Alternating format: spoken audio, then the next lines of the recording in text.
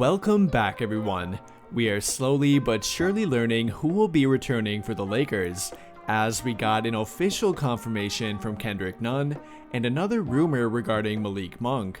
Earlier today, Kendrick Nunn officially opted into his player option, which, although was widely expected to happen, you can never be too sure about anything in today's NBA. And with him being under contract, the Lakers now have 4 players on their payroll. However, that number will likely be going up before free agency begins. In addition to Kendrick Nunn, each of Russell Westbrook, Austin Reeves, Wenyen Gabriel, and Stanley Johnson have either a player option or team option on their contract as well.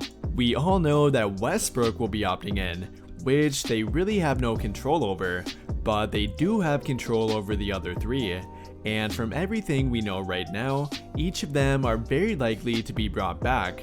There is absolutely no question regarding Austin Reeves, but it does not appear that there is much of one regarding Wenyen Gabriel or Stanley Johnson either, as both of them have frequently been seen around the practice facility and were even present for the introduction of Darvin Ham too.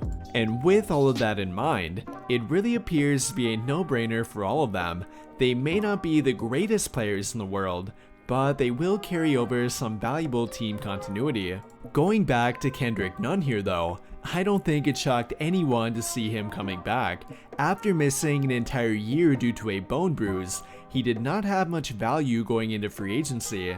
And although a lot of fans are angry about him missing an entire year, believe it or not, that could potentially benefit them in the long run. Regardless of if Kendrick Nunn played last season or not, I don't think it would have mattered in regard to them making the playoffs. I mean, maybe they could have snuck into the play-in tournament with him healthy, but they would have not gone far beyond that. And if he would have played, I guarantee he would not be opting into his player option right now, which would only make it even harder on the Lakers to fill out their team. Many of us have seemed to have forgotten just how good Kendrick Nunn can be. He averaged 15 points per game throughout his first 2 years in the NBA and only appeared to be getting better. He is a bit older than your typical 4th-year player, with him soon to be turning 27, but there is good reason to believe that he can help them moving forward. With Westbrook remaining a Laker for 1 more year appearing to be a real possibility, although a heavily debated one, Kendrick Nunn can provide them with a backup plan. He is very different compared to Russ. Rather than having an all-out attacking mentality, being a poor shooter, and not being an effective off-ball player, Nunn is really quite the opposite. The only thing they have in common is with them being more of a combo guard compared to an actual point guard, but in regard to their playstyle, they are completely different players.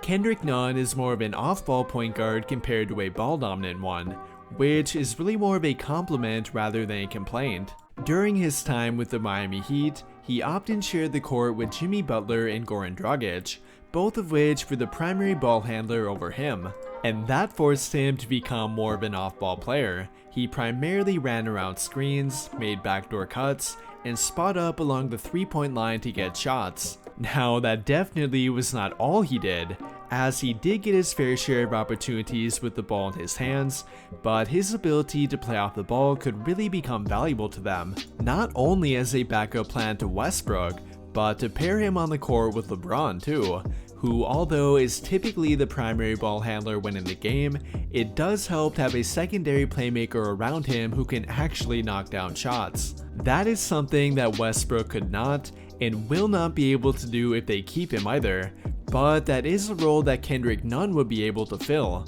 In addition to that, he could likely fill a similar role compared to Malik Monk if he ends up leaving as well, which we will talk about in a second here, but I think we tend to forget how similar they can be. Now, they are far from being identical on either offense or defense, but they each fill a fairly similar role on offense, with both of them being secondary ball handlers, secondary playmakers, primarily playing at shooting guard, and being able to play on or off the ball. You could even argue that keeping both of them would be a bit redundant, as once again, they are each capable of filling a fairly similar role. Which leads into our update about Malik Monk himself, who, although might be able to get more money elsewhere, many believe that he could be staying put. And according to Zach Buckley of Bleacher Report, that is a likely outcome if the Lakers offer him their mid-level. However, there is some debate over whether or not they should even do that. Like I mentioned before, Kendrick Nunn and Malik Monk fill a fairly similar role, and with Nunn already being under contract, they might be better off putting that money toward a bigger position of need. But then again, it would be a bad look to not even offer him the contract to begin with. Malik Monk vastly outplayed the minimum contract that he played for last season, and if he would be willing to take another discount to remain with them, it would probably be a bad look to refuse him, as he very likely could get the full mid-level from a different team.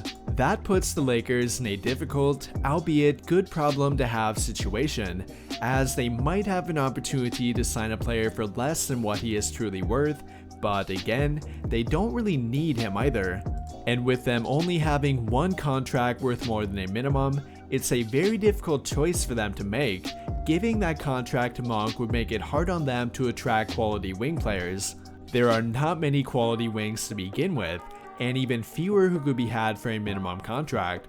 I've already mentioned a guy like Daniel House on a number of different occasions, but it's not like they'll be the only team after him.